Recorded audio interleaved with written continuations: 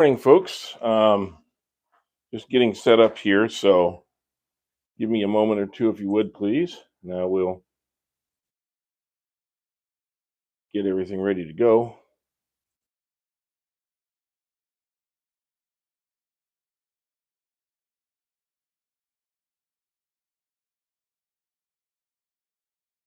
Here we go. Got you up on the screen here.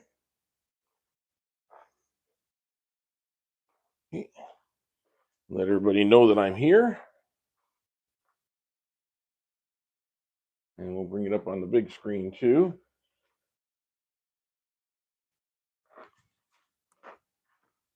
Let me reduce the sound here on my laptop. There we go. Okay.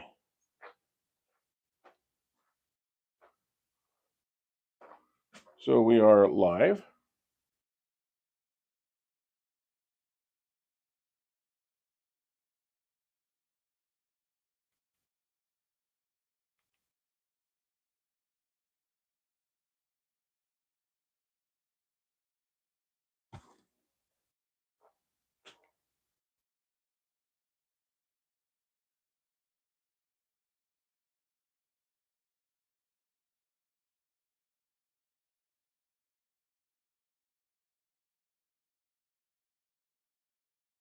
And see if I can find the there we are. Yay. A little bit harder on the TV when you're looking for the channel than it is on other things. So I'm here. Don't know if anybody else is yet. The only two people watching are actually my two screens.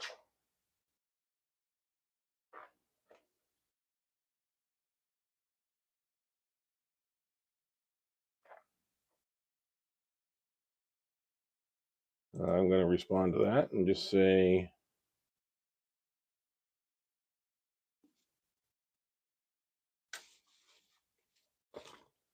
on now. And there we go. Okay, and I'm going to look. I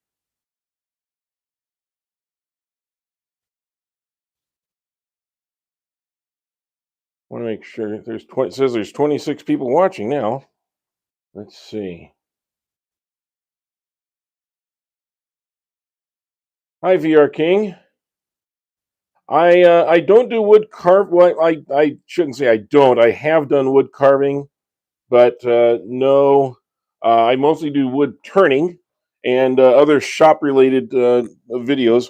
Most of my videos are exactly what it says, 2-minute tips.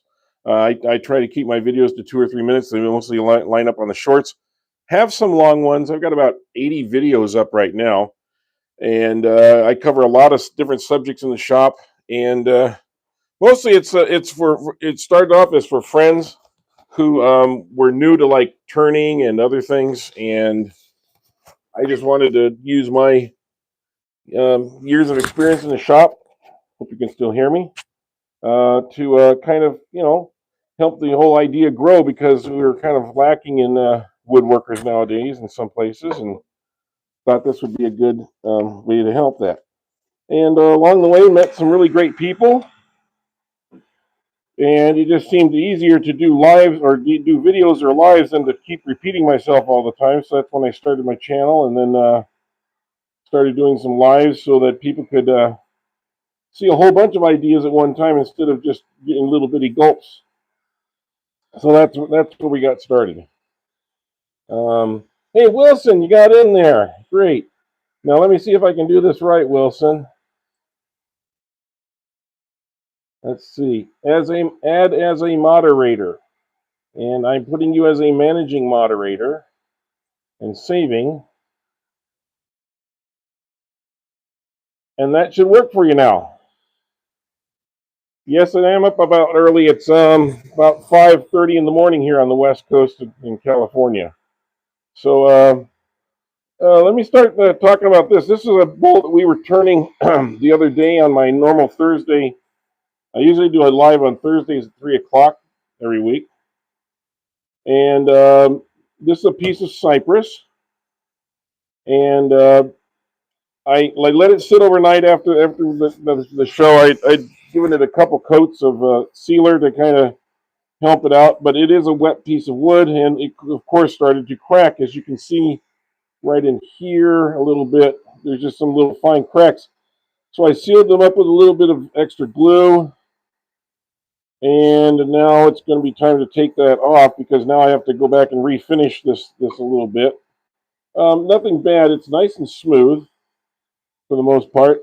Didn't warp or anything, so that's good. But we do need to kind of take off a little bit of this excess. So I'm going to probably going to use a scraper here if I can first, and see if we can get into this. Okay, and let's see what speed we're going to be at.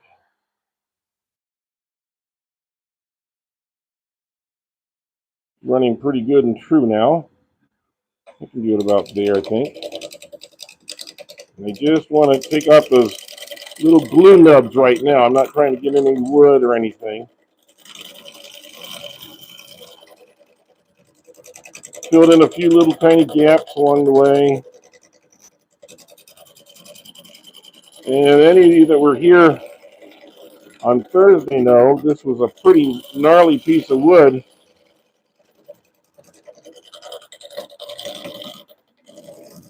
And now it's a beautiful piece of cypress. Let's see what I got going here. Yeah, I still got a little bit of that, but I think I can take that off now with the do a couple scrape and cuts here.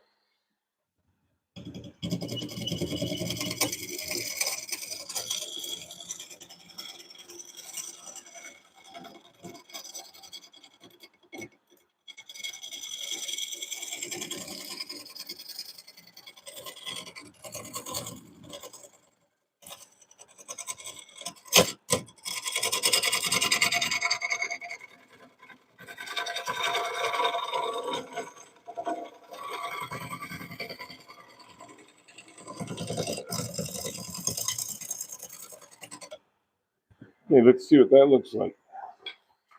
Sounded real nice, but all right.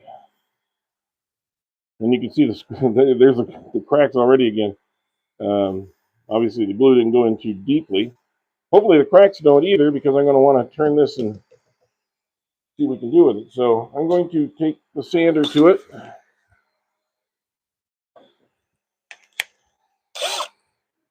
Once we're done sanding this, we're going to turn this around. Well, I might put a little sealer on it, but after that, we're going to turn it around and see what kind of bowl we can make out of it. It's a pretty hefty piece of wood, I will say that. And this end grain has to be treated real carefully because the end grain here has two two branches coming out of it. So we have two pith areas to worry about for cracking purposes, and also that's a lot of end grain.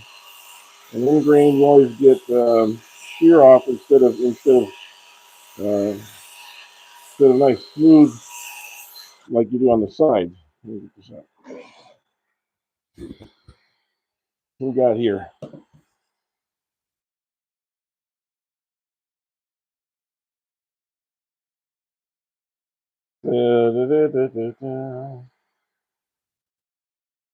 Hey, Potato 67.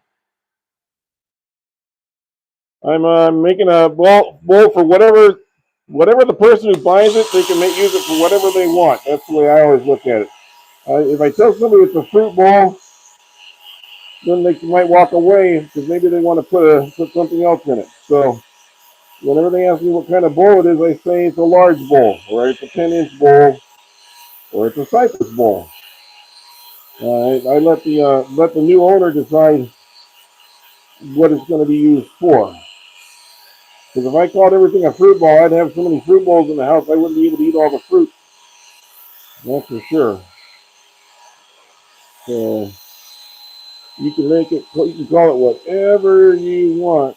I'm just going to call it a bowl. It is going to be pretty good size. It's about 10 inches or so. And it is very hard wood. This wood tends to grow very slowly. So, see if I can turn the light a little differently for you here. I don't know if that helps.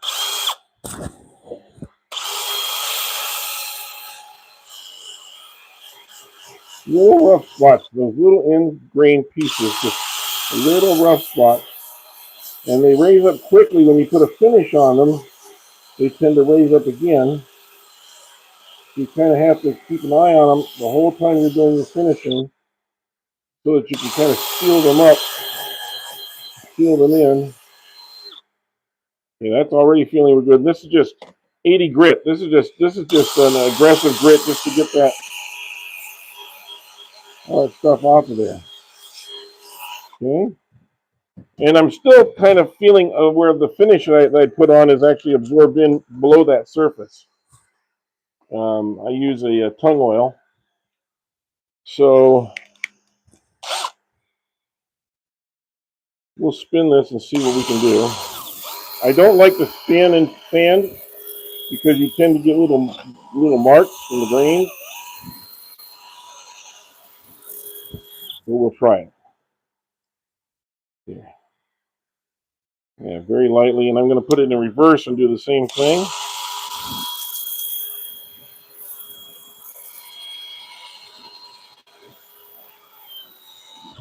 There we go. I'll just kind of, because even then, just that little bit, you start to get lines in the wood if you're not careful. So I like to go back over this, take those out, especially right there. I can already see little lines forming because you've got hardwood and softwood and hardwood and softwood. So what happens as it's spinning is you're grabbing some of that softwood and removing it, and the hardwood is staying on top of that. And when you have a lot of grainy wood, that's one of the issues you have. If you have a solid piece of like maple or something, it's not so much of a deal. Plus, it doesn't show up as much on a maple because it's all white. But when you have colored wood like this, and you're going to have a lot of things going on, those lines can really show up, and it can really kind of take away from the beauty of the bowl if you're not careful. So we want to be really careful to remove all those lines as much as we can. Right here, I don't know if you can see it in the picture, but it's dark and it's light, it's dark and it's light, and it looks like it's striped, We don't want a striped bowl. We want a bowl that looks the same all the way through.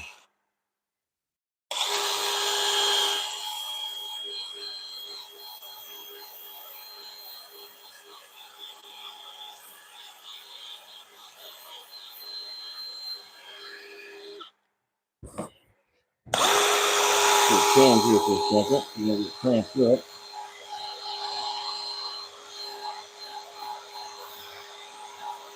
I know you didn't come on here to watch a guy sand a piece of wood, so I'm trying to get through this as quickly as I can. But sometimes, to be honest with you, doing sanding on a bowl could take an hour. You put on a good video on TV, or you put on some music, and you just sit there and kind of zone out and sand until you get everything just where you want it.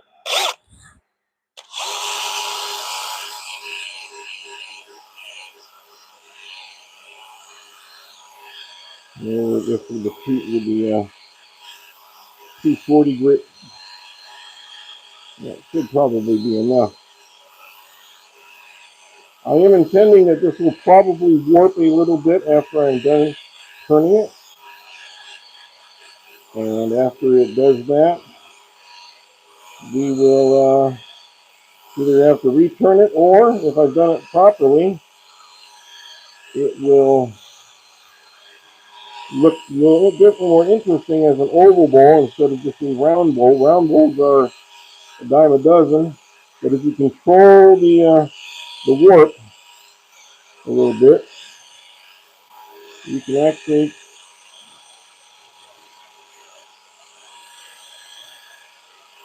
take care of this pretty well. So let's see what we can come up with. It look good. Looking real good here.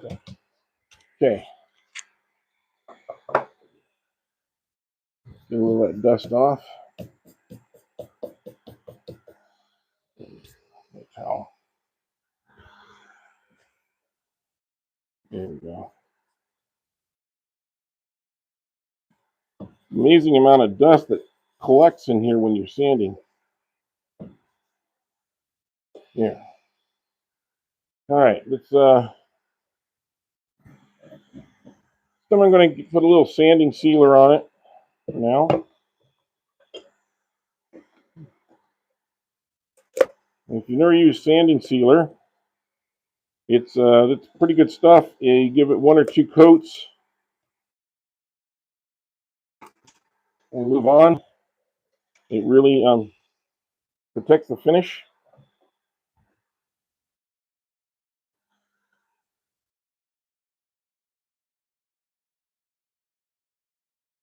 Goes on pretty easily. It's not gonna bring up the color quite like the tung oil does, but it is going to serve a purpose.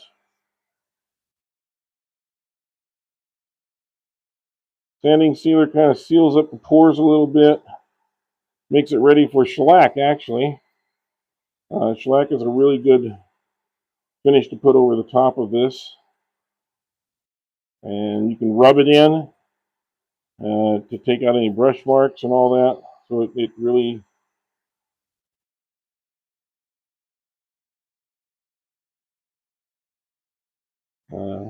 does the trick. Here we are. We made it all the way around. It's already drying on the other side. Let me get this here.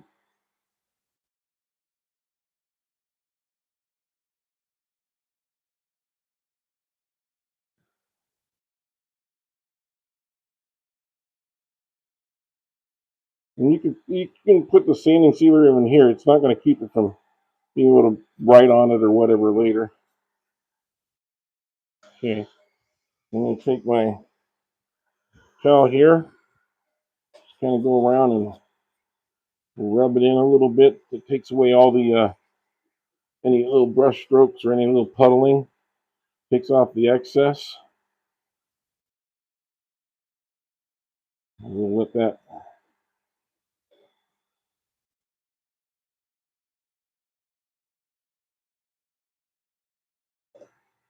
dry for just a moment. Come over here and check and see what you guys are saying.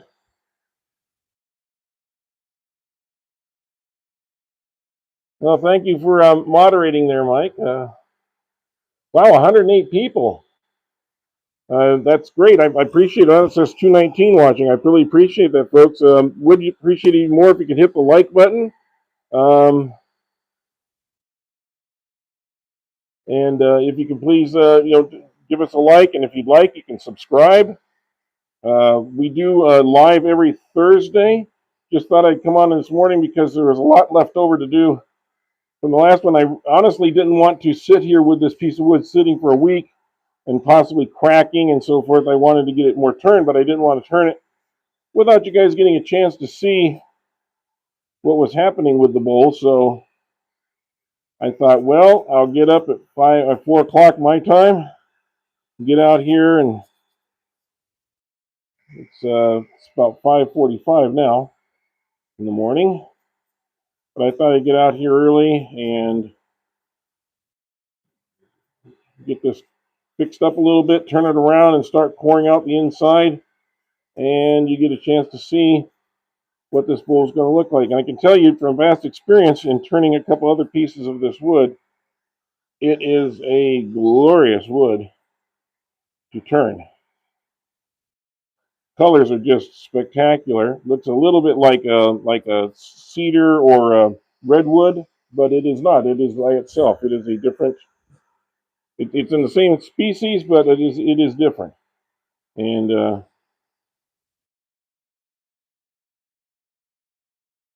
let's see if we can just kind of wipe this out a little bit.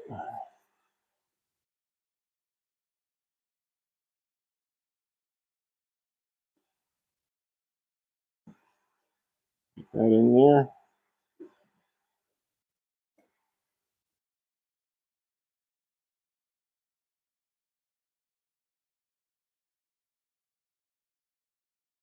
That should be okay. There's a couple coats of sanding sealer. Downside to the sanding sealer is, of course, this brush will become stiff in no time. If I was to use my normal tongue oil, I'd be able to keep that same brush going for a couple months because it doesn't stiffen the brush at all. In fact, it kind of lubricates the brush and makes it a little softer as we go. Okay, still a little wet. I'm going to let it sit there for just a minute. I think I'll spin it maybe.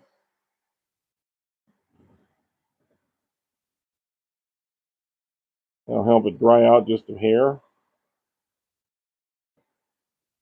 Okay. Make sure I didn't have any little drops and drizzles come out of that. So,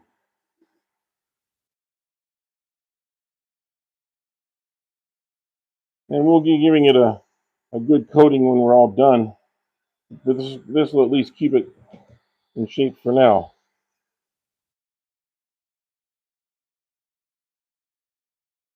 Hi, Dave. Good to see you. Dave's going to be trying to do another attempt at his ladle. I'd like to see that. I think that was a lot of fun last night, kind of watching different guys trying to make ladles. Like I said, my idea was I would go down to the Dollar Tree, buy one, put a bunch of sawdust all over my table, and say, oops, I'm sorry, guys, the camera was off when I was doing it, but here's the results. And they weren't buying that, but I thought it was a pretty good idea. Actually, challenges amongst turners is a constant thing. You'll see them at all levels, and they belong to a turning club like we have one here in the Central Valley of California.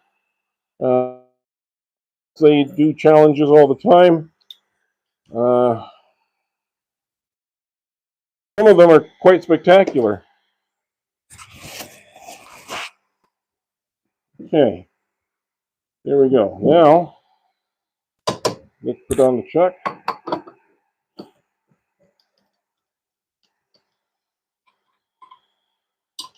Make sure I got the right. Yeah. This is still about 8 pounds, I'd say. Yeah. Helps to turn it the right way. There we go.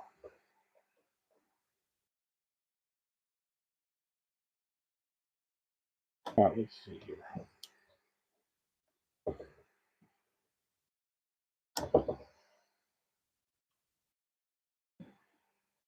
That's running pretty true. Okay.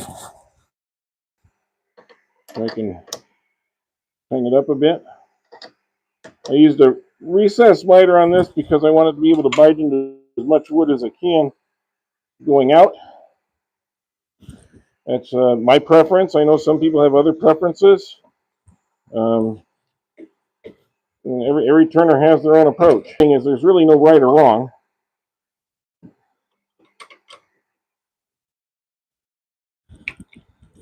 There we go. There's what's the old song? There's only you and me, and we just disagree. That's kind of the point here. There we go. But everybody has to turn a piece of wood the way they want, and I think that's pretty cool, actually. Okay, well, let's make some stuff fly. Okay, let's see how we can do here.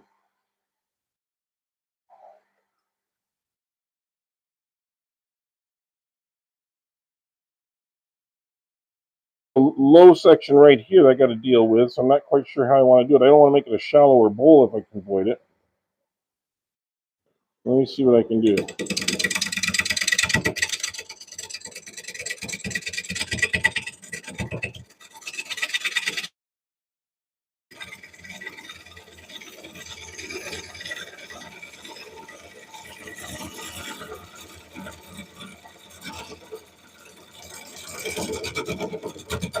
Ah, I found that knot. There was a knot in there. I also want to check this.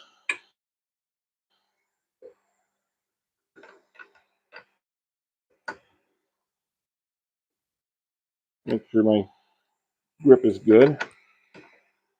Whenever you're turning like this, especially at first, you want to make sure that you keep checking that chuck. Make sure you have good control. Nothing like having an 8-pound bowling ball flying off, at 600 or 700 RPM.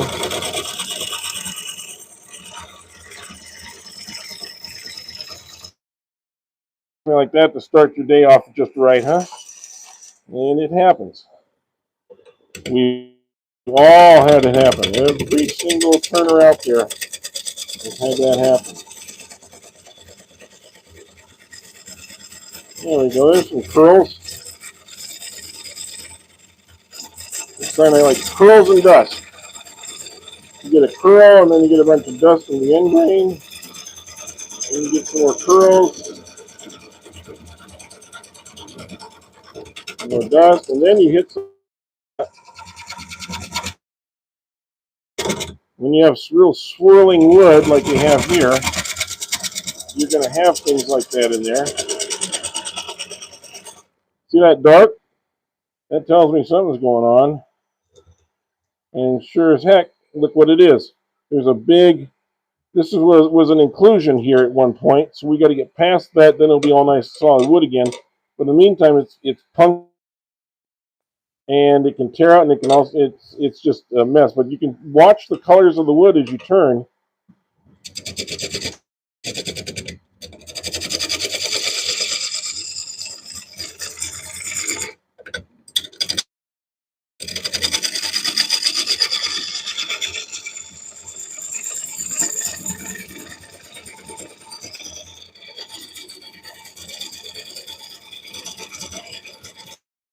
You're just kind of riding the bevel in. And then it starts to tear away because that's really soft wood. And it's like a little hard piece, a little soft piece, a little hard piece, a little soft piece, as it's spinning around. And there it goes. See the color changed again? Now we're back to more real wood. Let's see. There's a little piece there. Okay. So again, just read the wood as it's going and you can learn a lot.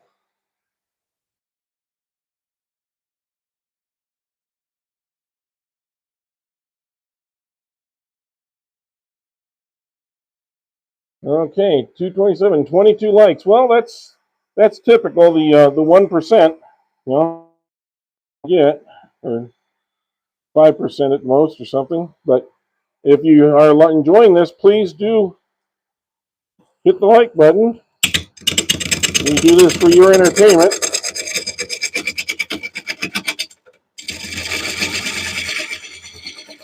honestly, I could have slipped in and just come out here and done this for myself, but I wanted to share it with those people that watched the other day, and it's kind of like watching a murder mystery and not getting to see the second half of the movie, you know? So, not that we're murdering this wood, hopefully not, but you get the idea. You want to see what happened at the end. So I thought, well, if I have to turn this, I better go live so the rest of you can see what I'm seeing. And if something bad happens, well, then we're in it together.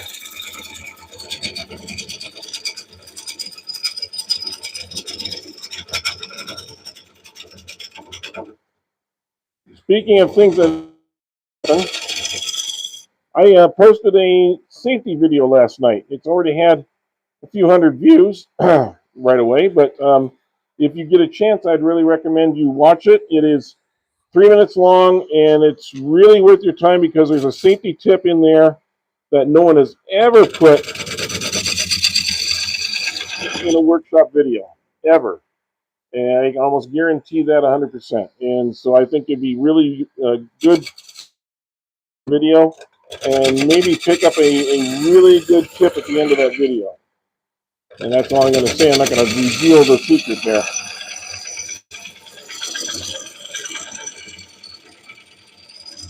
I just thought it was long overdue for me to do that.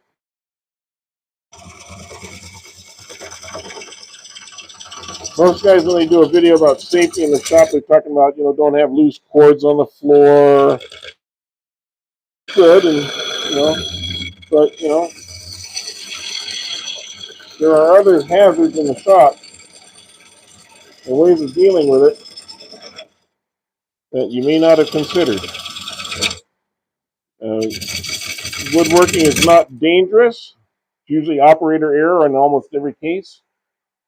But we are humans and we make mistakes, and when we do, sometimes we can end up in the ER. So even the safest of people,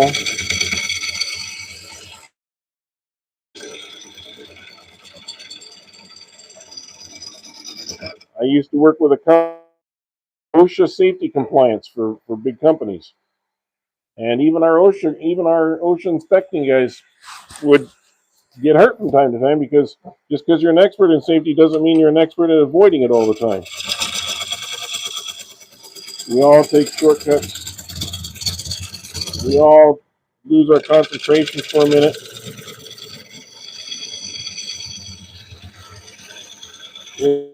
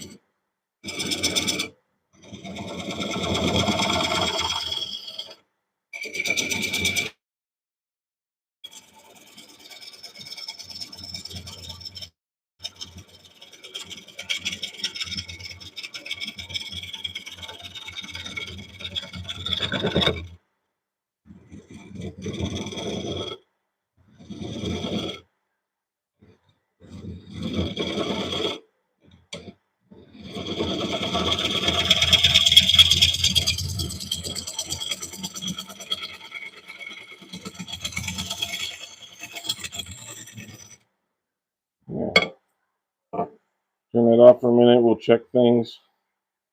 And see, we're getting down below that lip. Now I got to decide, do I want to come out here?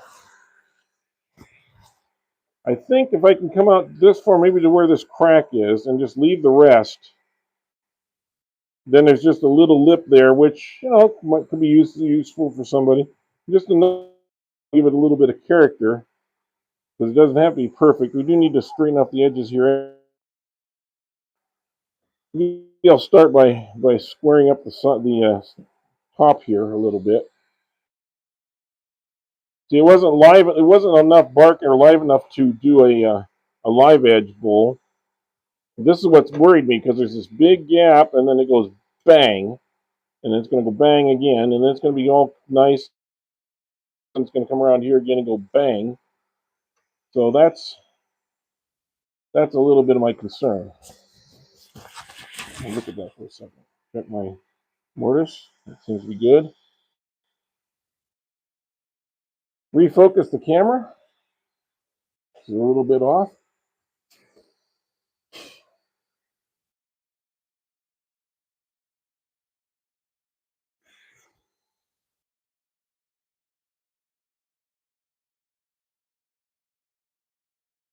Okay, let's see.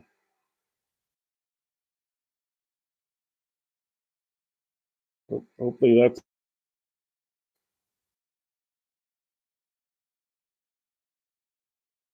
Good morning, John up north. Okay, you said refocus the camera. I hope that's focused enough. Let's see. I know you guys probably think I talk a lot. Well, among other things, I was a speaker. I did a lot of speaking engagements. Whoa, that's not good. That's not good. That's not good. We came off our tenon here a little bit. There we go. Always be aware of that early. That's what I was afraid of when I said it might do that when it was.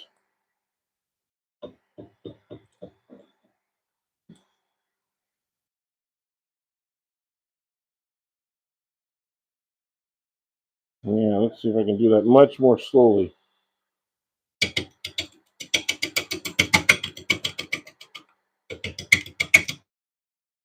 As I was saying, I was in a training department for a major corporation. I learned to be a speaker, and I was doing management training for other companies, and I would get hired out to do speaking engagements in front of hundreds and hundreds of people at a time. So you kind of get used to that. So learning to talk on your hold a conversation and to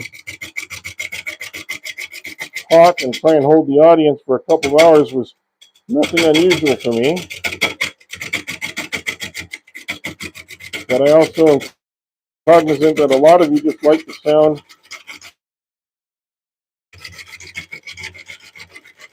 of wood being trimmed on a lathe. So I will shut up for a minute here and you can just kind of listen to.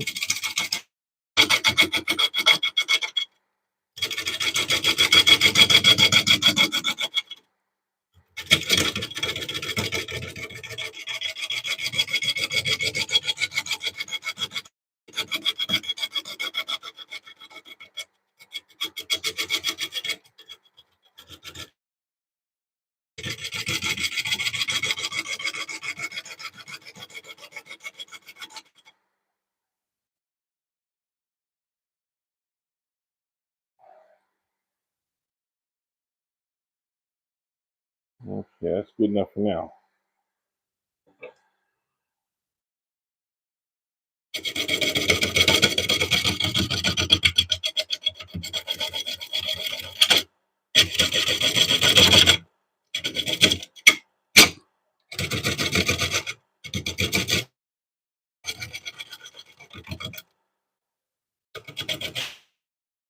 Yeah, that little gouge in there is really making it hard. Let's see. Let me try a different tool here for a second. See if I can't put that down.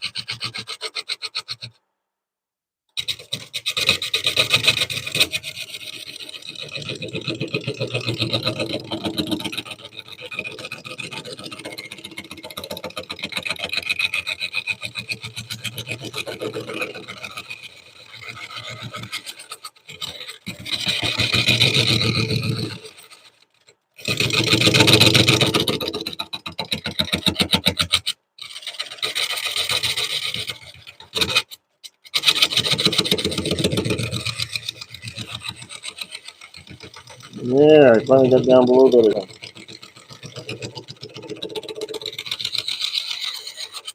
There, I think. Let's see.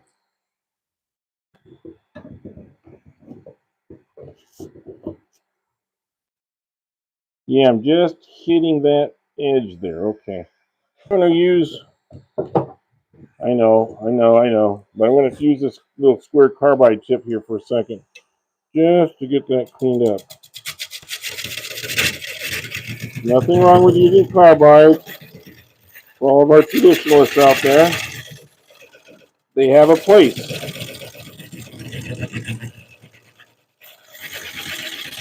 I like to use them for some fine detail work from time to time.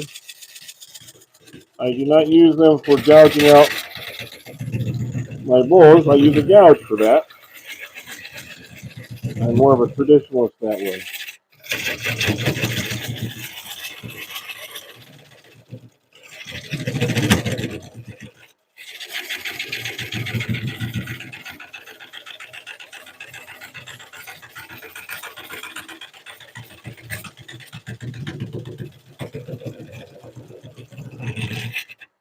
Okay. Think. Double check myself here. I'm now barely down below the rim here, but yeah. Let's see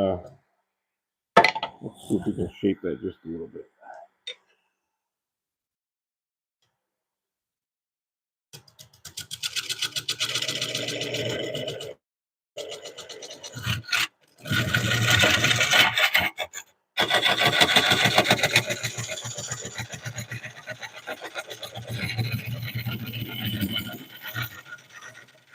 Love using scrapers.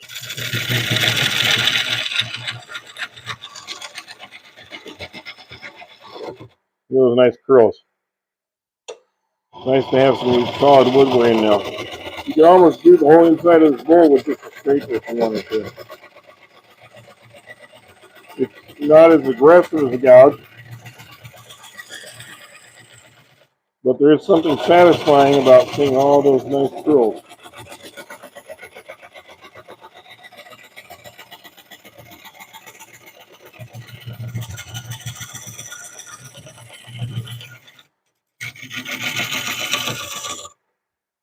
Okay, well, no prolonging it. I think I need to get back to my gouge here.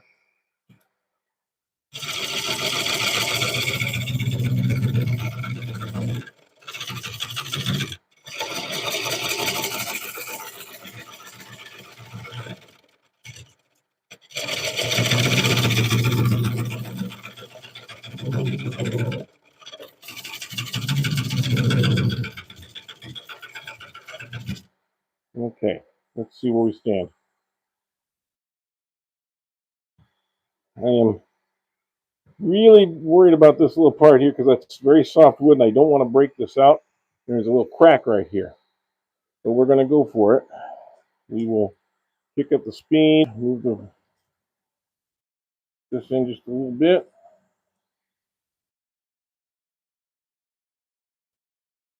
See if we can't go for it.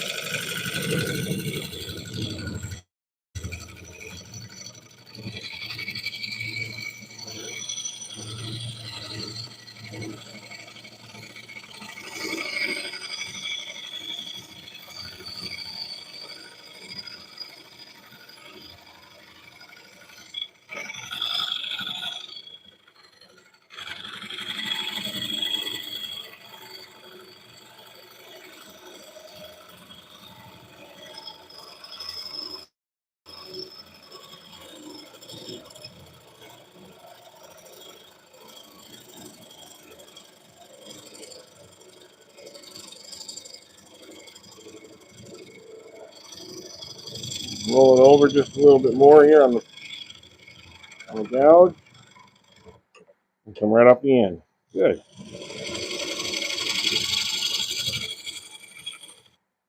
Just like they show you in the book. I think I'm going to switch gouges here. This one has a little bit of a more shallow approach. I can get in here.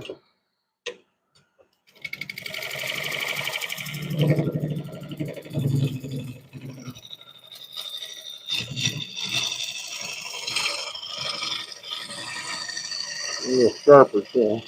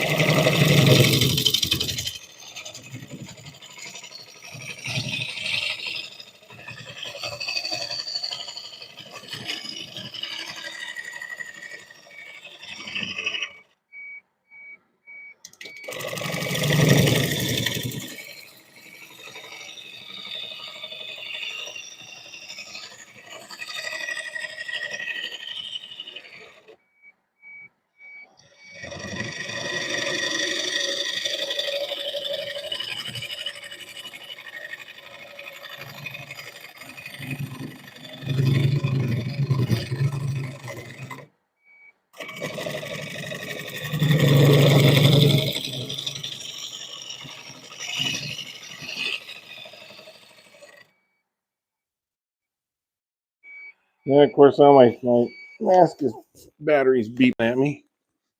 I don't know what's wrong with this trend mask, but it doesn't want to keep its battery charge, even though I had it on well overnight charging. After about an hour and a half, it starts to beep and go off. So I got to have a little conversation with them about this. This is very, very thin here, even though it looks like it's about 3/8 of an inch, a quarter. Well, it's a quarter of an inch or more. Sorry, but it looks like. I mean, this looks really soft, or really, you can hear the tone of the wood. If you play guitars at all, you know how wood has a tone, and I can feel the vibration on that. And I got to be careful here because this is wet. I can feel this is wet. So this is where we need to start considering the shape and how thick we want to turn it for now. Because what I might do is I might have to just turn this, take it in and use it on the microwave for a little bit and get some of the moisture out of it before turning it again. So let's kind of consider that as we're going along here. See what you guys are saying over here.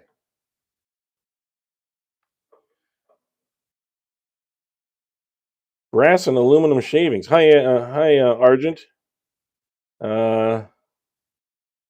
Jose, wow, 206 people in here. I don't know how many likes I've got right now, but I'd appreciate you hitting the like button if you could, or sub if you can. Trying to get to 1,000, but I'm happy with the small bits along the way, Mike. You know, it's going to take a little time to get there. We're not pushing too hard. It's more, how can I help other people? That's really what this is about. It's not about me getting monetized or anything like that, or having people throwing tools at me. It's more about just making sure that I can help other people. Buenos dias, Argent. I think it's Argini. Okay. Okay, so 43 likes so far. Well, that's a start. I appreciate it. If I had 43 people that liked me when I was in high school, I'd probably been more popular. So, you got to take it as it is, right? Uh, no. Okay, so let's go back in here, see if I can get this a little deeper. We'll come back and put the sides there later.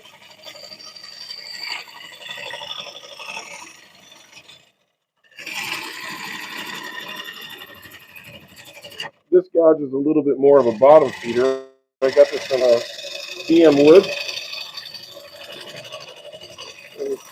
really good. If you can see the difference here. Normally I have a winged, swept back, aggressive, asymmetric turn on this one. You see this side's higher than this side over here, and it's very aggressive. This one on the other side is a much more shallow uh, angle, and it is really good for getting in and going to the bottom of the bowls. As you can see, makes a very graceful cut. And I gotta say, they sent it to me really well packaged. I mean, it was inside a really strong plastic tube, so it couldn't get nicked or anything. It had um, padding in it so that there wouldn't be any uh, nicks or anything to the blade or to the edge, I should say. And then it was inside another wooden box, cardboard box, and then in a third box. I mean, it was really well protected. And I appreciate it when a company takes that kind of effort to make sure the product gets to you ready to turn. A lot of products get to you, and the first thing you have to do is go and reshape the angles, or it's not sharp at all,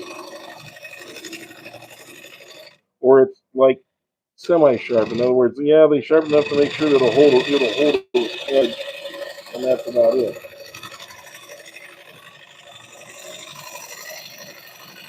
And those of you that turn know that there's a big difference between sharp and sharp.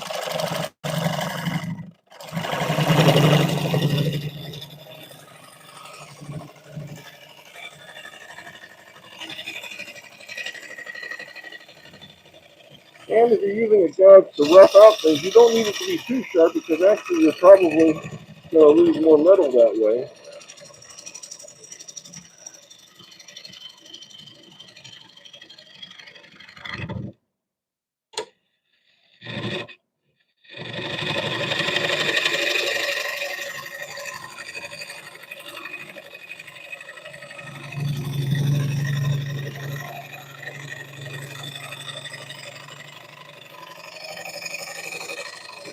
Well, that's really getting hot.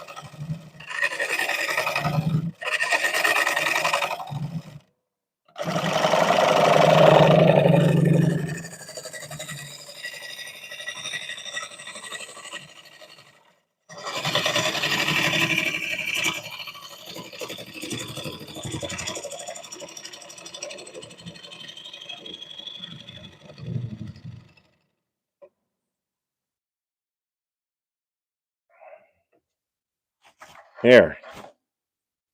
Now we're still probably about this far from the bottom, minus a little tiny bit for the recess. So we got quite a ways to go inside here. But this is shaping up. Let me see if I can't shape that just a little bit more now that I've got some of this out of the way.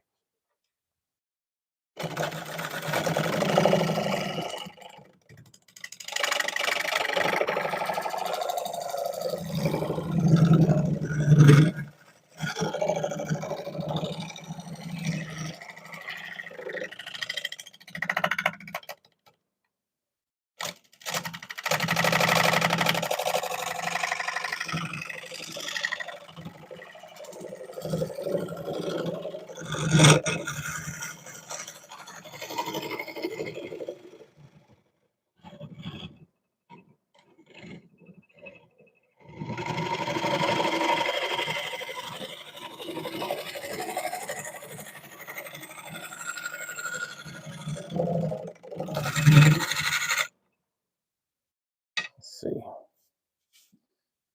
It's smoother, but it's still got a... Oh, I see what it is. There's some soft wood right here, and that's making that... Okay, well, let's go with this one.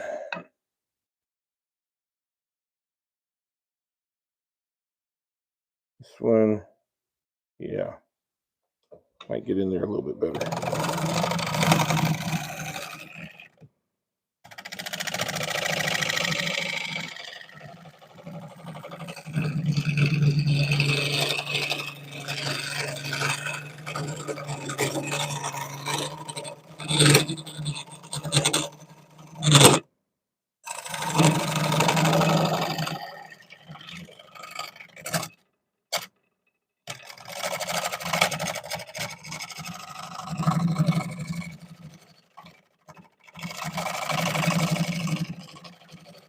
That one can take really nice little fine turns off there.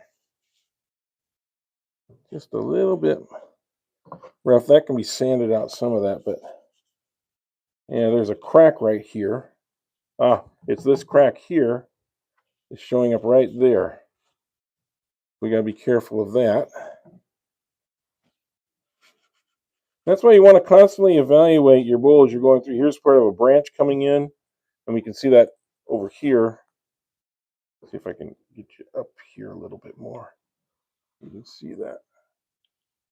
There's a branch right up in here.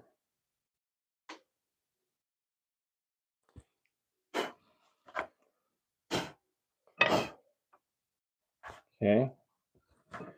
So we got branch, branch, branch. Got 3 or 4 branches coming in. We got this little chip out right here. That was there originally. We got this here. We might need to take that down.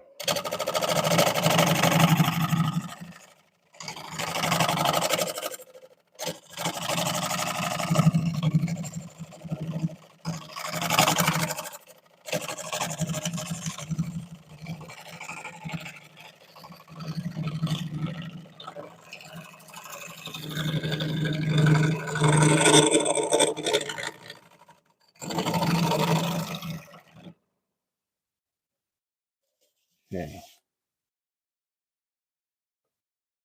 Now, if this is going to stretch, it's going to stretch this way. It's going to come in here. So we're going to have an oval going this direction, which is okay, except for this crack here. I'm going to have to really be careful of. But that's probably the way it's going to stretch. Stretches towards the end grain. So we'll just have to be cognizant of that as we go along. Okay. Any comments over here?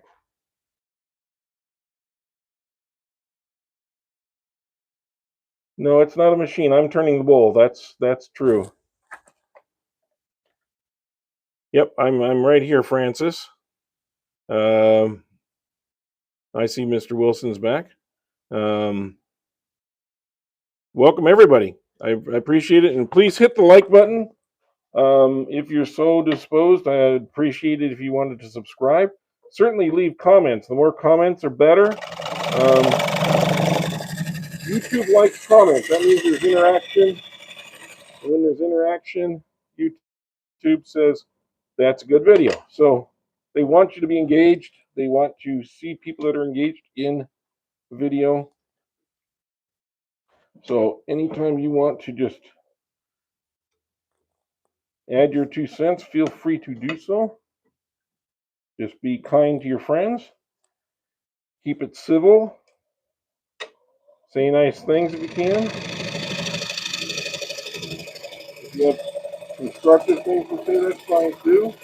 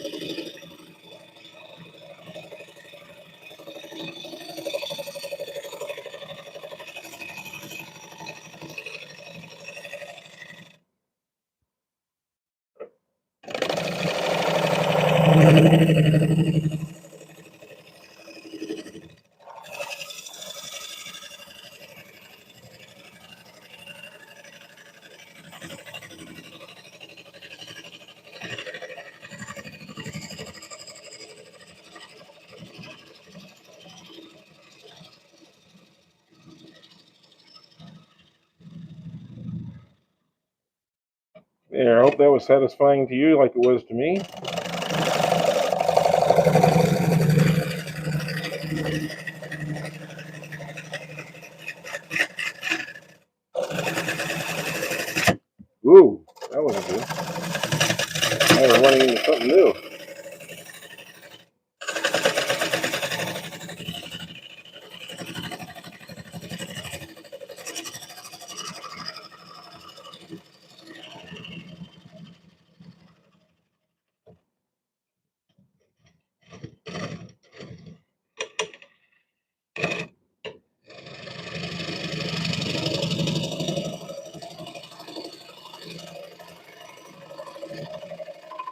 you'll notice I'm not putting any pressure with my left hand here.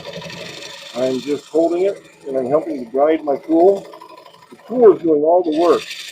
I'm not pressing in. It's very relaxed. In fact, if you really wanted to, you can almost do this one-handed.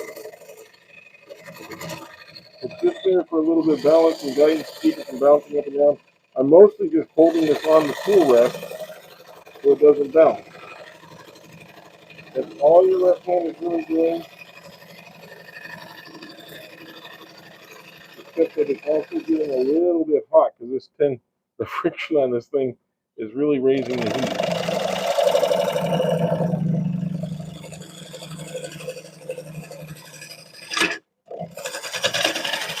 Which brings me to another point. One of the reasons you lose an edge is not so much just the constant rubbing against wood, which is part of it. It's also the heat. If you have tempered steel, this is M2 cryo steel. This is pretty much the best that you can get.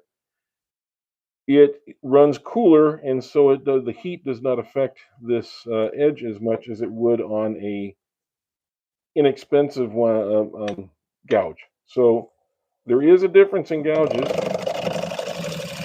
and prices, but to be honest with you, this one was not very much. Yes, it's not going to be like a $10 gouge, right?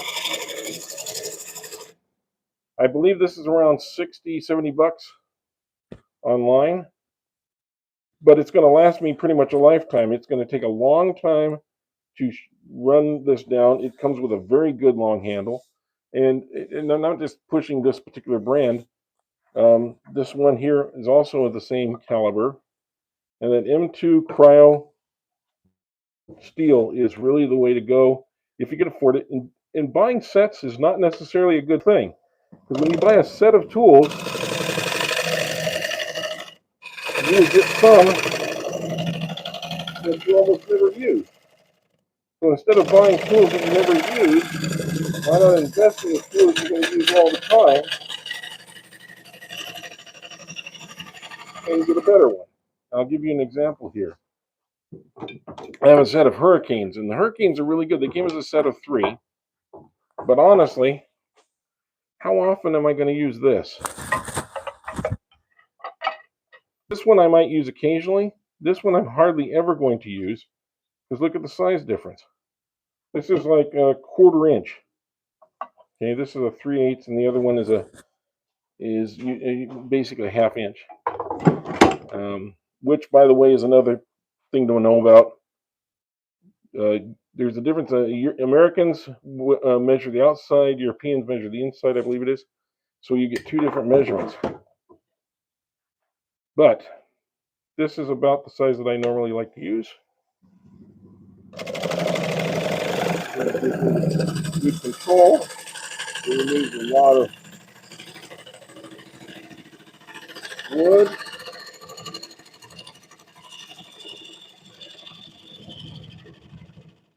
A lot of times people ask me what angle should I sharpen my gouge at? And I usually say whatever makes you comfortable. Some people like what they call a 40-40 grind, or an Irish grind. It's become kind of popular. The 40-40 grind, wow, that was something. It's basically 40 degrees this way, 40 degrees this way. I'm not that aggressive with the 40-40 grind. I like something that's a little bit more along the 50 to 55 degree angle. Here we go.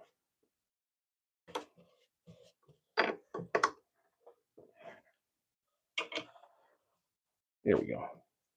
I caught that right there. Looks like that's okay. I can fix that. So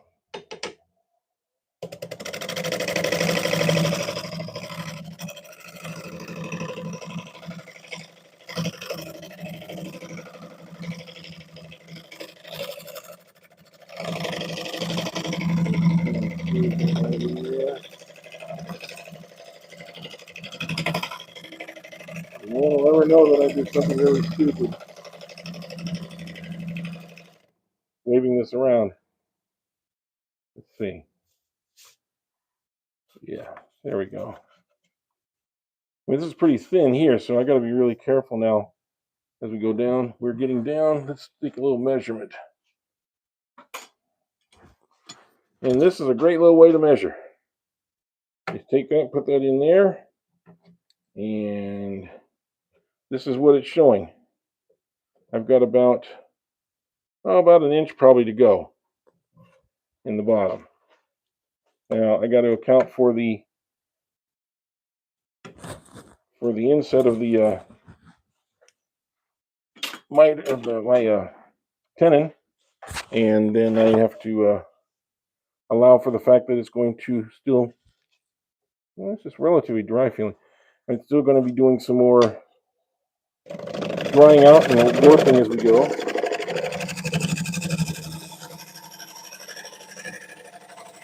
But in a minute here, I'm going to switch to my scraper, as I don't want to get too aggressive with the gouge, or accidentally find a soft spot here in the middle that breaks off and goes through. So we're going to work this carefully. We're only taking off a little more than a 16th of an inch, maybe an eighth with each turn.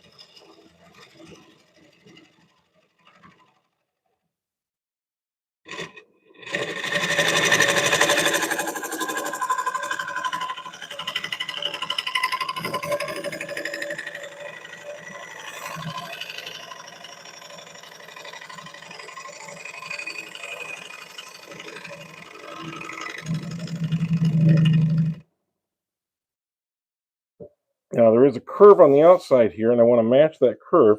See, it's getting a little bit wider here, so I need to go in just a little bit more on that curve. Match the outside curve.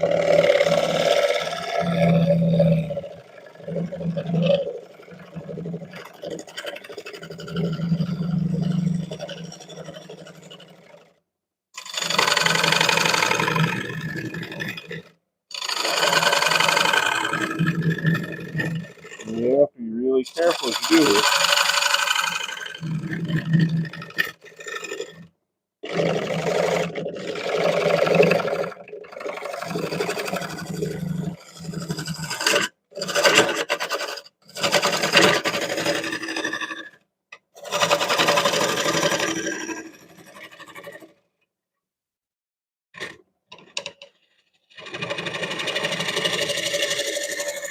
I'm going to do a nice sweep. Just go up.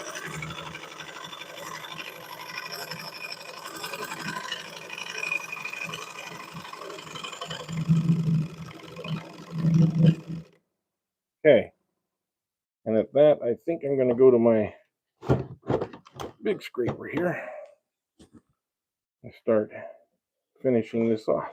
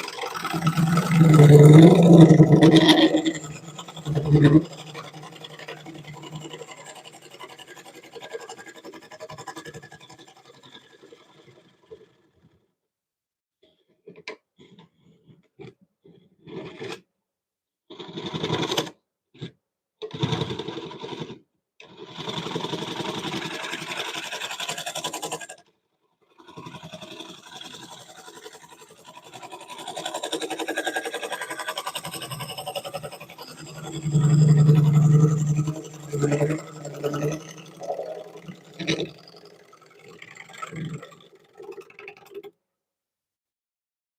see how we're doing here. Oh yeah, that's much better. I do have to be careful because there's an occlusion on this side that doesn't that goes in about this far. I had to make sure I don't get into that. So, and the funny thing is, it doesn't show at all on this side. It just shows us this white spot right there. There's all this rough stuff, but I think we got the sides pretty well softened up. Pretty well done. Maybe a little bit of that. I don't know if we can take that out or not. Let me see.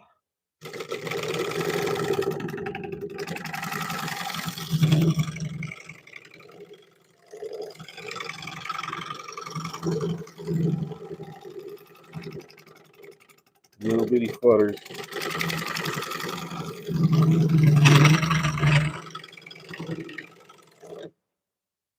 See if that works.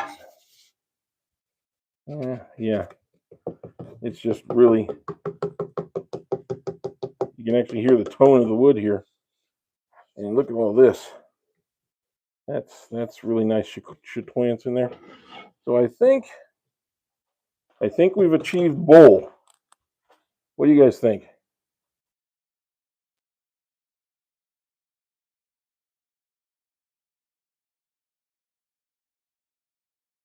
You have no idea on sharpening? Yeah, well, tell you what. Let me see if I can do a real quick one here.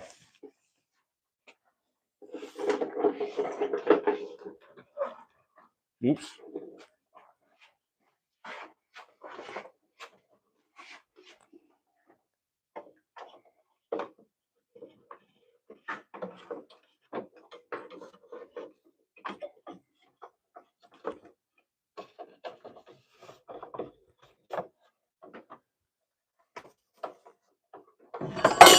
Oops. There we go. Okay. Bring this over here where you guys can see it a little better.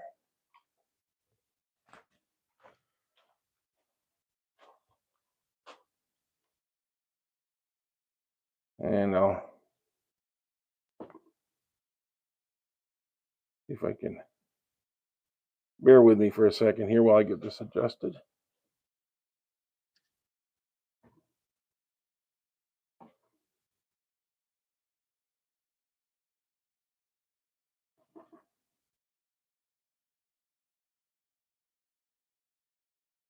Okay.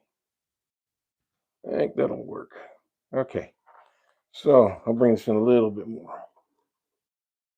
So what I have is the one way or the Wolverine system or whatever you want to call it.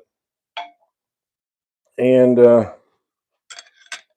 I've done this in other videos, so if you want to see them on the website. But I got a block of wood here, and it's exactly 2 inches. I drilled this hole here at exactly 2 inches and put a little penny inside just to block it so it doesn't wear out. So when I put this in here, I know I'm getting exactly 2 inches every time, no fail. Now what I've also done, and I need to adjust this, is I have a, let me get over here.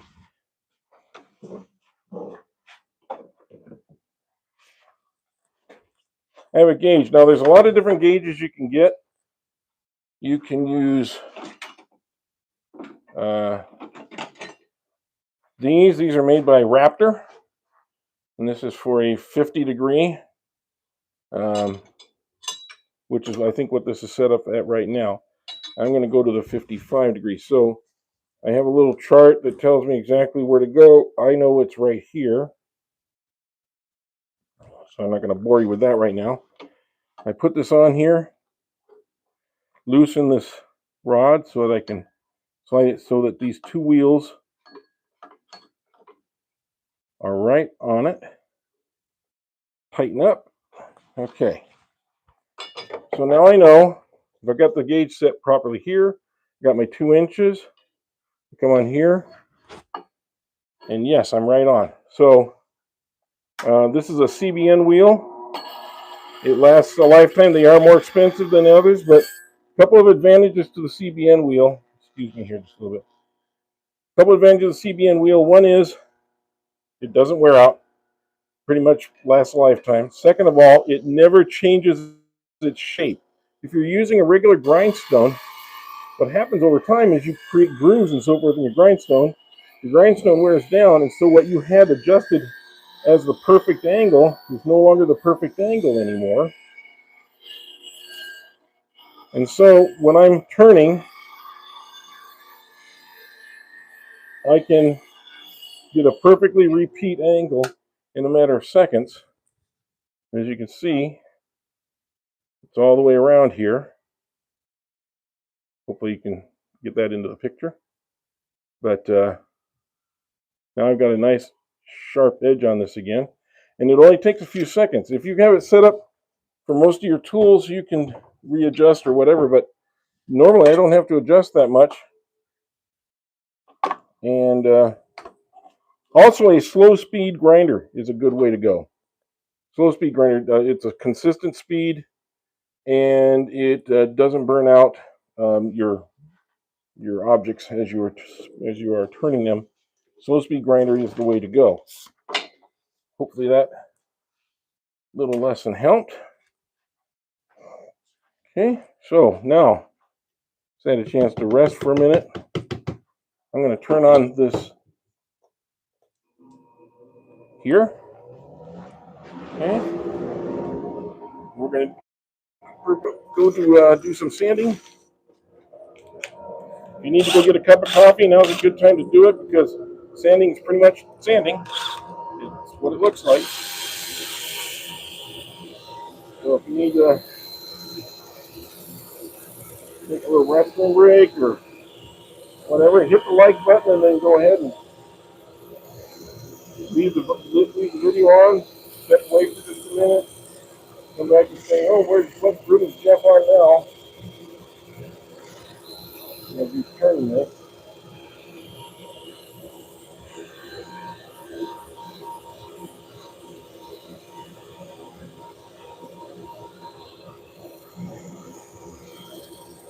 I want to especially get this right here.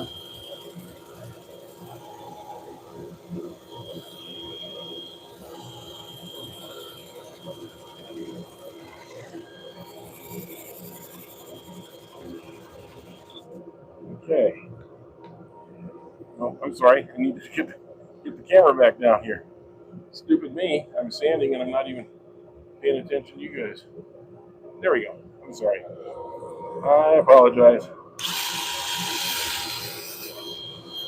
That's the problem with trying to be the host and the camera at the same time.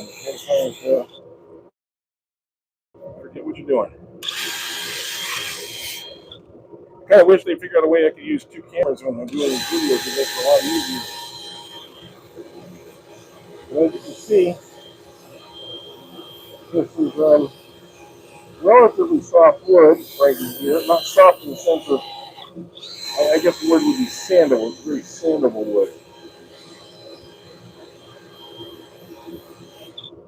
Okay, I'm going to try doing a little reverse on it now.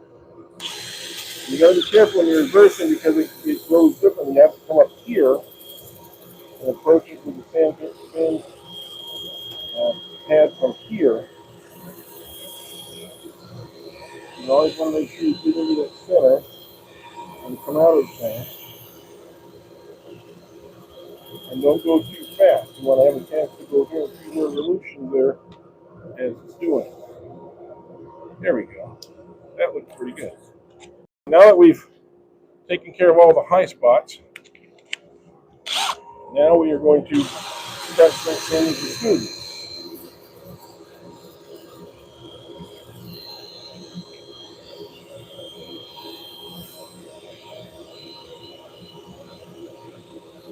Nothing worse than getting this done, and then you start putting a finish on, and you see tool marks. So you want to really check to make sure, does this feel smooth? A little tiny bit of a hump right here, but that's because it's harder wood. I got a little end grain right there I can feel. Even when you can't see it, you can feel it.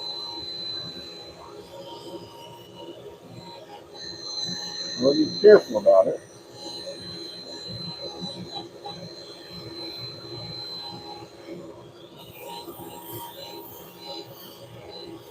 And that's why we use the rotary here, because it's going cross hatching here. It's not going to leave a scratch in one particular way like it would if you were spinning and holding a hand piece of sandpaper.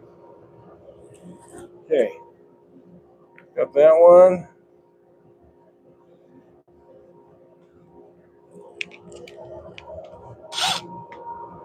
Go to the next one.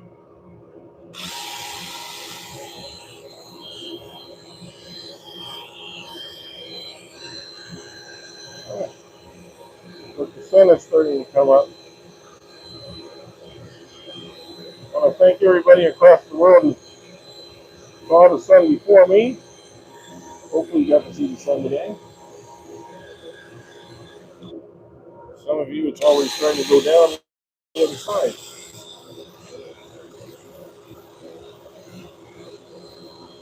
This week started off at 106 degrees Fahrenheit. Yesterday was a nice cool 94, 95, which is pretty typical for around here in the late summer.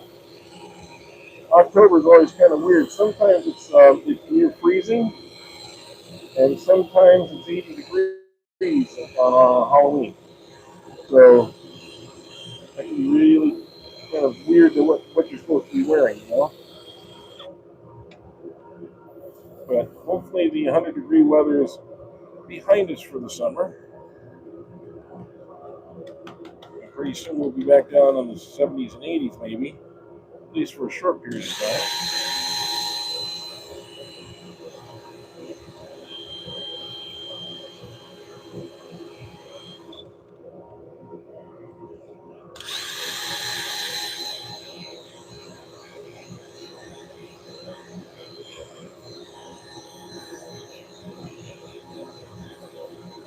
Maybe we can do a little weather report here. What's the temperature where you're at right now?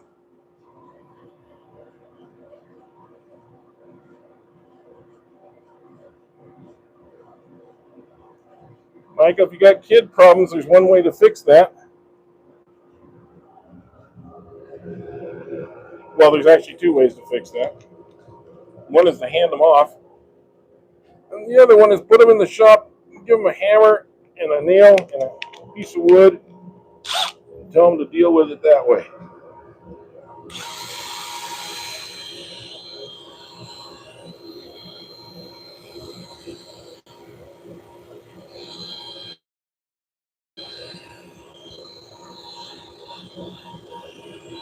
And if David Timber Design needs to get, his son wants to get out there in the shop more.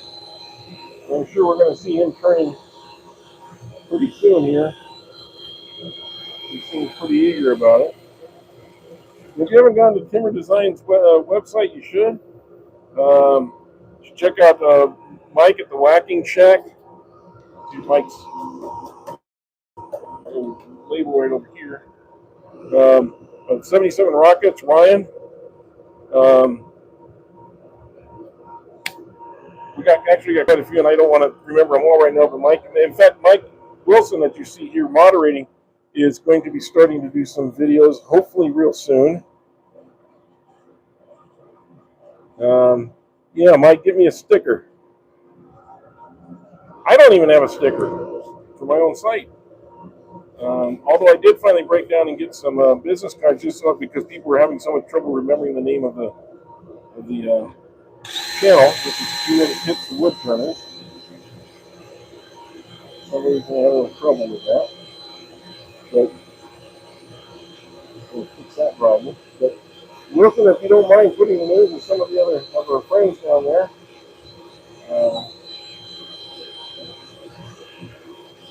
I'm not sponsored by anybody,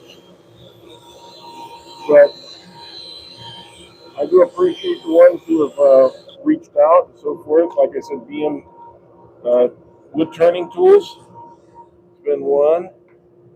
And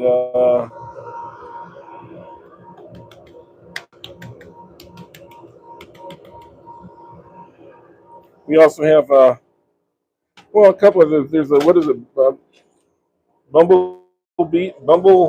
I can't think of the name of it now.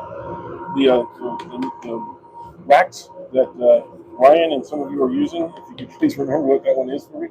I hear that's really, really good. And Ryan says he's going to give me a jar of that. I'm going to really appreciate that and use that on some of my bowls. I think we have achieved sandiness.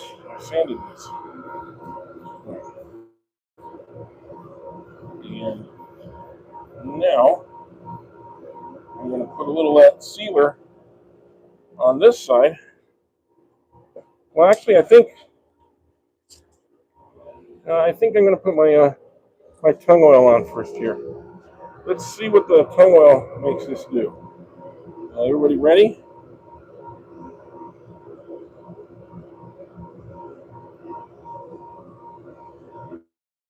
Let's see if we can bring this to life.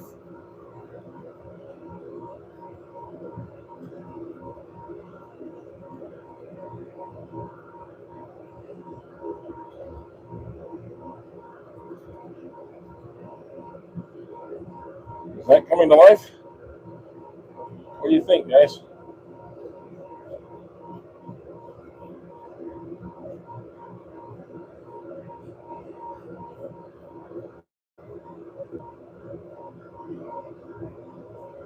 It just sucked that right in like it was nothing.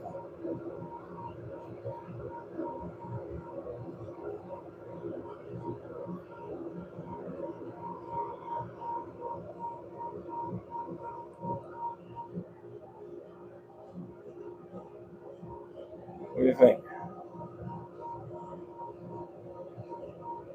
I don't think it's quite as spectacular as the outside of the bowl, but I do like it.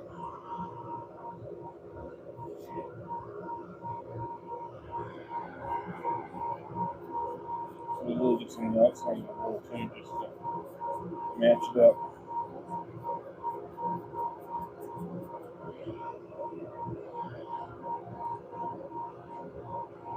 Nice thing about this finish, besides the fact that it doesn't stiffen up your brushes or anything, is that it really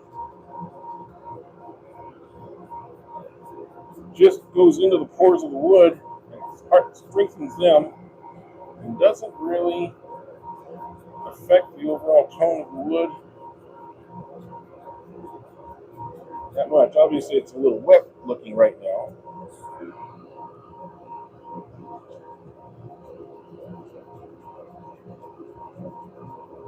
We're going to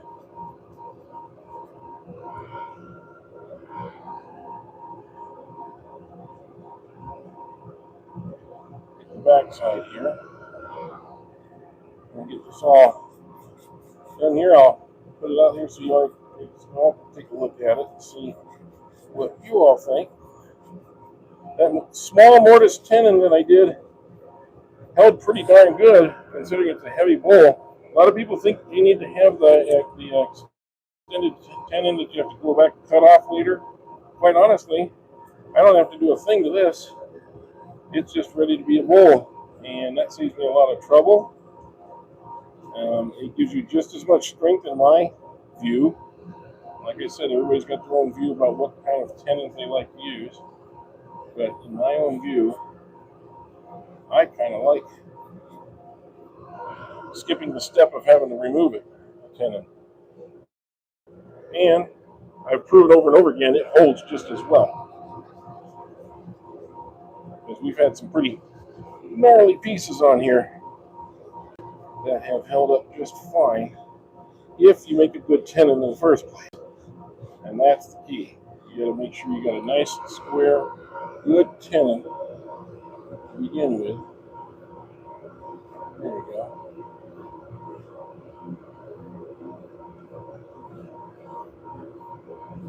Well, that's the first coat. What do you all think?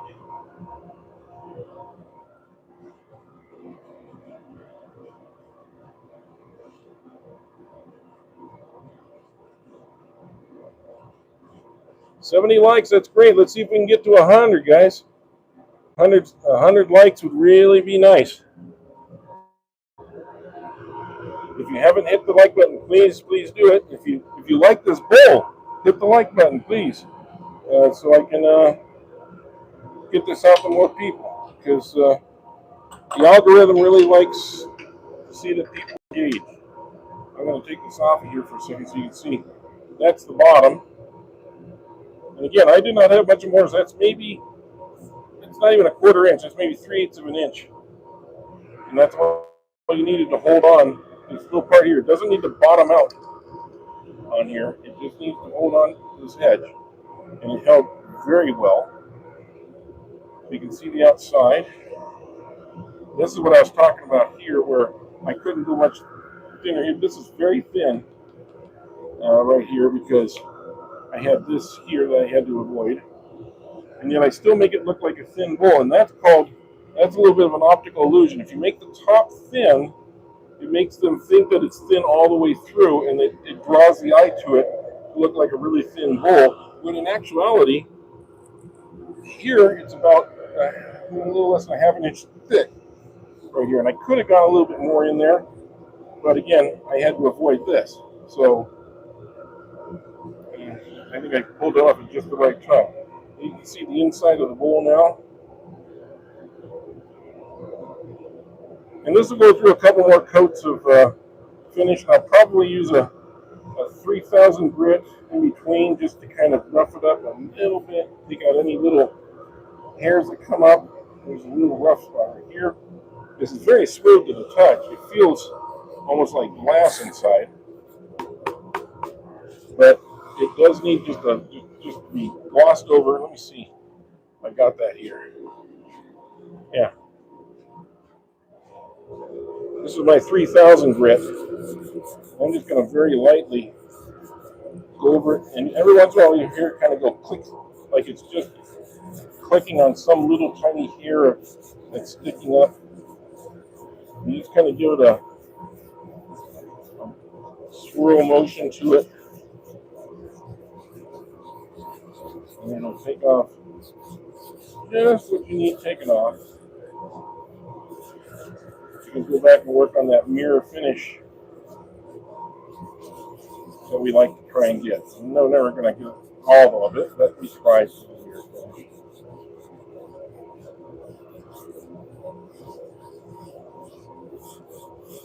Alright, and that builds it just a hair. I'm going to do it on the inside too. And here.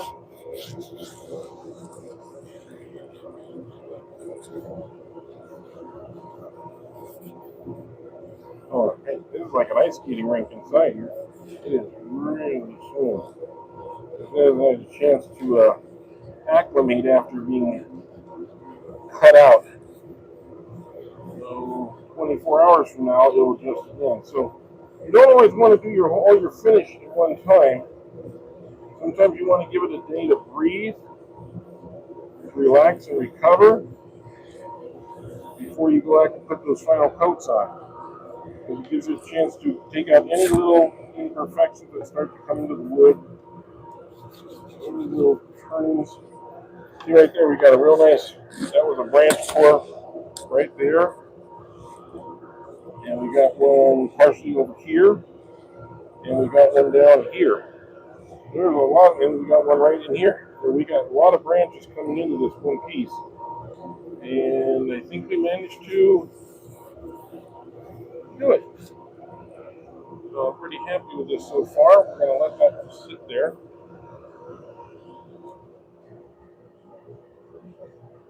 And let me see what you guys are asking here.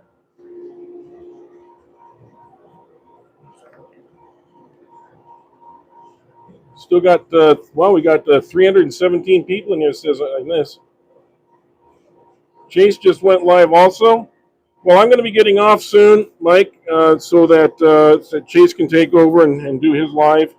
And I do appreciate everybody who's been here today.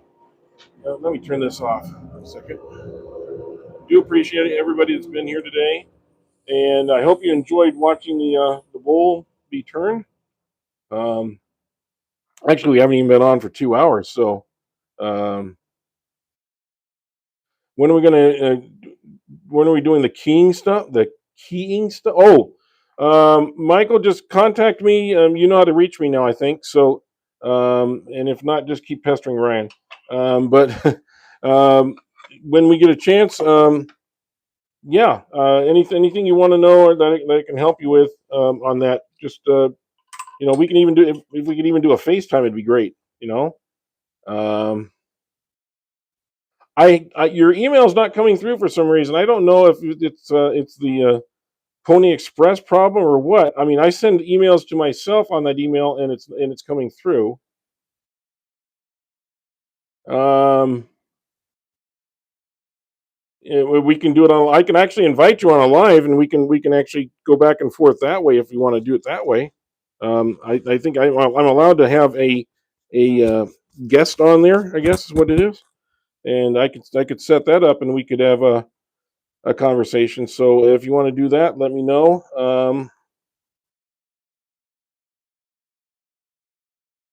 I don't know if Dave does. I know Chase does because I've sent some stuff back and forth with him. Um, Ryan does too. So either of those guys, that'd be great. Um, and again, if anybody has not hit the like button, I would appreciate it if you would hit the like button or subscribe. Like to see if we can get a few more people on here. I'm trying to get to 1,000 eventually on the subscribers, but it's just nice that I have 300 right now and growing. I do appreciate all of you guys watching here. Um,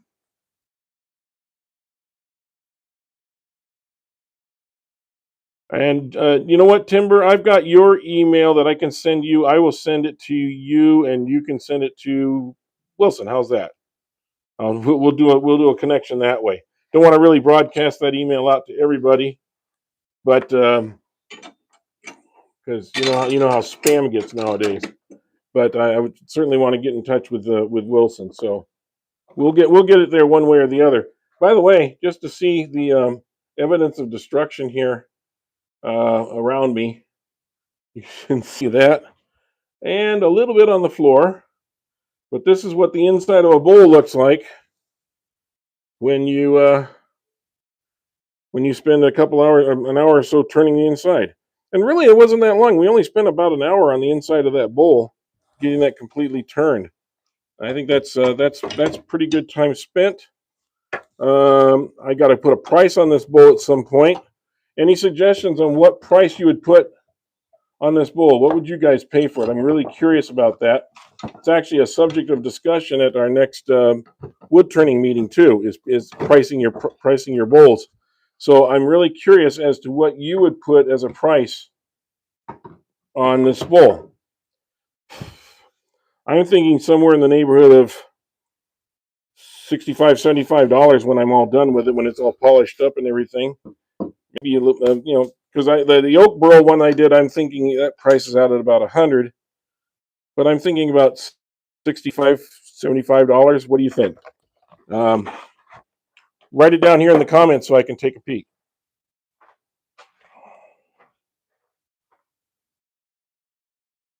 $250? $250? Man, you live in a more richer area than I do, I think. 200, huh?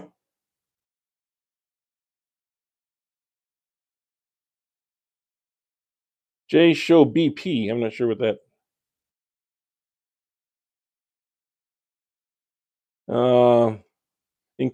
Canadian. That's Canadian dollars. Okay, so that would make some sense. I don't know if I'm a craftsman. I'm just a guy with a couple of gouges and some wood. But I appreciate the comment. Speaking of wood, let me for some of you people that have not been here before, let me kind of direct your attention over this way. One of my videos I did was about this curtain. This curtain is behind me and it's collapsible. A whole $10 a whole $5 for the tarp. And I just hung a pole up here, and that keeps all my stuff from flying and getting all over the shop. it just stays right with me. But if you can notice here, and I'm going to have to, pardon me, but I'm going to have to raise my phone here. If you can see, I've got a lot of my blanks ready to go. I've got some cork oak over on the side here. I've got some more pear, like this piece I was turning is cypress. And in the back there, those big round pieces are sequoia. I've got lots of them. I've got some Modesto ash back there. And these are some pretty good sized pieces. Some of those are weighing in at 12 to 15 pounds, some of them. So, yeah, I sometimes play with some big boys. And that just makes life more exciting, right? Turning a bowl that's probably bigger than you should be and a little bit rougher. This is a piece that's left over of that oak burl that I did, and I'm thinking of, well, here's the problem. There's a big divot dip right in here. So even if I tried to cut this out here, I can only go very low here. So what I'm thinking is I may go in this side. I may have to remove this part here and try and make an oval in here and just leave this as a natural top. So I think that's the way I'll go with. So really where the artisanship comes in wood turning is not so much, how you turn it, but being able to look at a piece of wood and seeing what can I make out of that. I mean, some pieces present themselves well. This is another piece of that, this cypress. And this one's going to be a pretty easy one. This one I've already trimmed on a bandsaw to get it ready, and I've already got it mounted, but I'm already getting cracks, so I'm going to have to start turning this one pretty soon, or it may crack on me. So this might be the next one up simply because of timing. We'll see. I've got a whole room full of walnut that I've got to get to also, and I keep saying I'm going to get to it, but then I keep getting offered these other woods, and I have to do something with them too. So it's a good problem to have. We should all have those kind of problems. And a lot of my friends out here, they get loads of hardwoods. If I could do a We Live with small key ring ideas, Jeff, and we can sort something out soon for a duel. Although I may be scared doing alongside. No, stop calling me a master, dude. I'm just a guy with some tools. But yeah. Okay, I will try to uh, do something. I'm not sure. I'm not sure what I'm going to do with that, because that's an interesting question. I know you want to do something besides pins. You want to do things that can dangle from a keychain, and those are very small items. And like I said, little finials are a good way to go. But you don't. The problem when you're turning small things is they break when you take that keychain and put it in a purse or in a pocket. So it has to be something that's useful. Can you turn a whistle, for instance? So there are small whistles that you can make. One of the things that I did at one time was a kaleidoscope. There's a kaleidoscope kit right here, and you make an egg-shaped wood bowl, and you put this rather large piece through there. The hard part is taking all the beads, gluing up the mirrors, and all the other parts that go to it. The assembly is actually much harder than just turning the piece of wood. But when you put out a kaleidoscope, or as they call us here, an egoscope, it fascinates people. You tell them, "Hey, look through here," and all of a sudden you got a line of people wanting to look at that. Other small projects, little compact mirrors or pill boxes. They just need a round piece of wood that goes on top here, and there's an actually special way to do that. I have a little special gadget that I put in the chuck and use some double stick tape. And there's a woodworking double stick tape out there that's really, really excellent. And you just round the piece of wood down. So if you have a very small piece of very beautiful wood, like I've used, I've used zebra wood and I've used others, and you just make a really nice little curved top to it, glue it on here, and you've got a project all done. So there are a lot of nice little small turning projects out there. You just have to look for them. I have a perfume atomizer. Same thing for people that want to keep a little purse full of their favorite perfume, and that works out well too. And almost anything that you can clad it with wood, you can make. It's just a matter of thinking out of the box and trying to come up with some ideas on how to do that. Mike, I'm going to have to give that some thought. And uh, uh, Dave or anybody else out there, if you have some ideas on that, please send them my way, because I think that's it's something worth exploring. And yes, Mike, you will be fine. Don't worry about being nervous. Nobody bites on here. And if you don't like what they're saying, you can always just turn it off. So, hi, Hector. Appreciate anybody that's still here. If you could please hit the like button. It's a nice little community we got going here. Uh, and it'd be great if I could get to 100 likes. But I also don't want to cut into Chase's time anymore. I know that he's been going.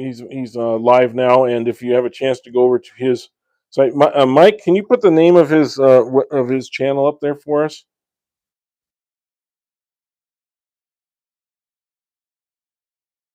Yeah, it is an amazing community, Timber and or Dave, and we all try and catch each other's videos. We can't always because we do have lives. We have to do other things, and our family members start to look at us funny when we're always looking at the computer instead of at them. So sometimes we have to step away from it.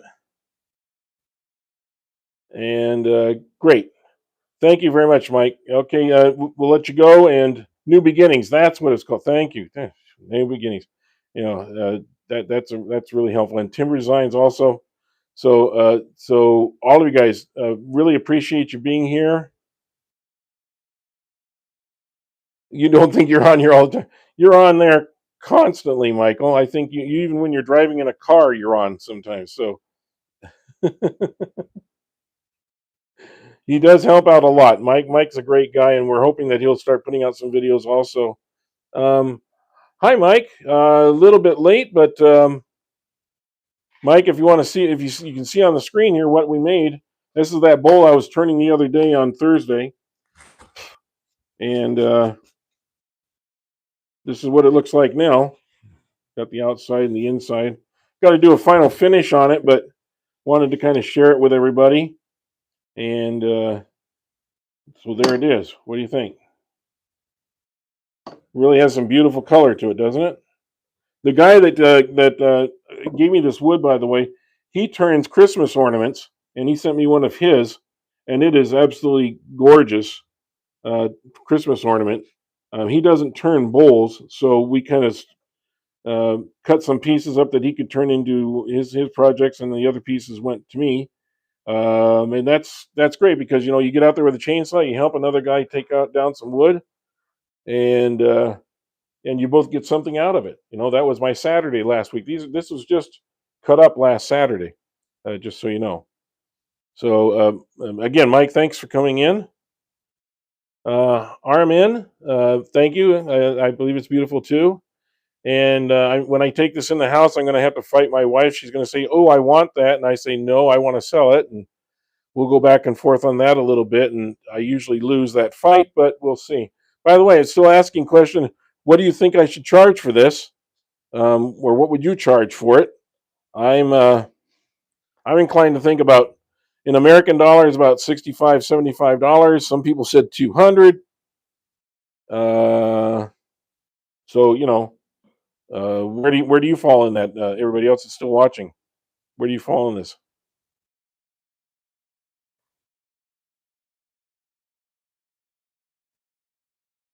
I'm sorry. I'm waiting to see what the comments say. I know there's about 97 of you on here, so if you are, feel free to jump in and write something. No one's going to say anything. Just Just feel free. And again, I'm trying to get to 100 on the likes. Mike, I don't know is not a good answer. Well, let me put it another way, Mike. If somebody offered you this 10-inch bowl, let's get an actual measurement here. Let's get an actual measurement. After I took things off, it's about 9.5-inch bowl. If somebody offered you this 9.5-inch bowl, about 3.5, 4 inches deep, and you wanted it for your table at home or something, would you be, if you're at a street sale or something, would you be willing to part with more than $50?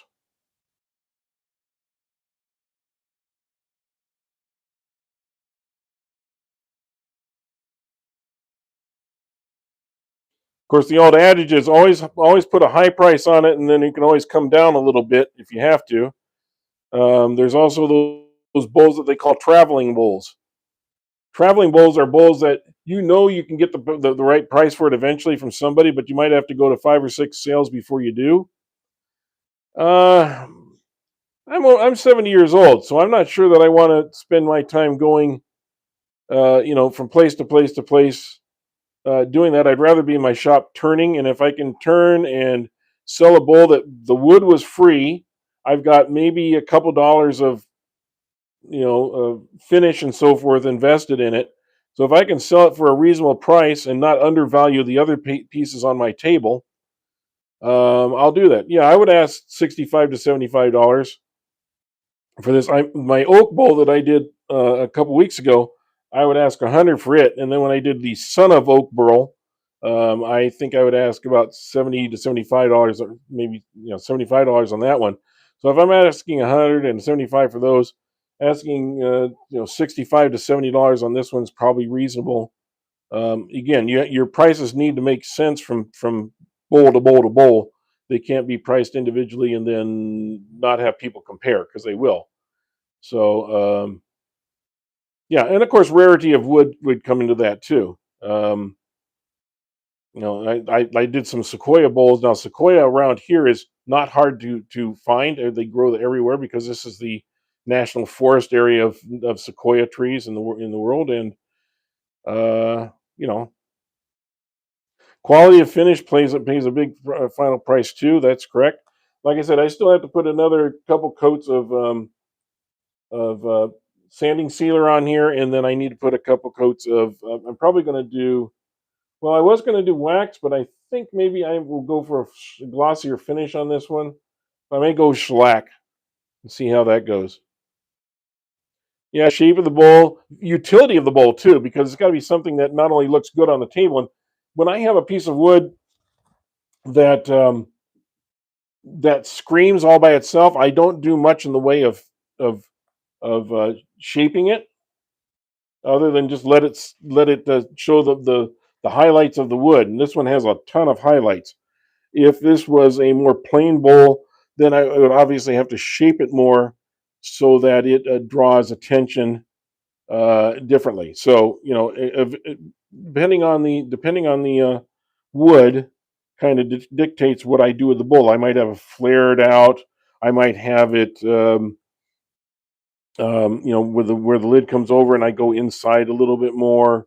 It could be square shaped. It could be a lot of things. So um, the more dull the wood is, the more I have to think about interesting ways of making it pop. But this one, you don't have to do anything to make it pop. I love this right here. I think that's just great, and I think that's kind of the highlight of this. That and the swirl effect in the center here is really something. So the wood is going in all different directions all through this thing. It just everywhere you look, it's going up the sides. It's like waves, like you're following the waves all over the place. It's drying out now from the sealer that I put on here, and I'm going to have to do that second coat. And we'll keep saturating it until it stops, and then we'll put on a finish. But I'm pretty happy with this. Well, I'm going to end this, guys. It's been almost 2 hours, and I really do appreciate you being here. And again, if you have a chance, please hit the like button, subscribe if you can. That would be appreciated also. And we will see you, if not before, but at least on Thursday at 3 o'clock Pacific time. 3 o'clock Pacific time on Thursdays is when we do our normal lives. And oh, hi, Harmut. Um, Sorry you're coming in at the end. You can see the results of my bowl today, and I hope you like it. Maybe you can go back. This will come out. This will be on my channel, and you can go back and see how we got to this point. Um, and I will probably post a couple of pictures later on a short or something of what it finally looked like when I got the final piece of final finish on it. But until then, I'm going to go ahead and end this video. And I really do thank everybody for being here. You're really supportive, and it's really appreciated. And we will see you soon.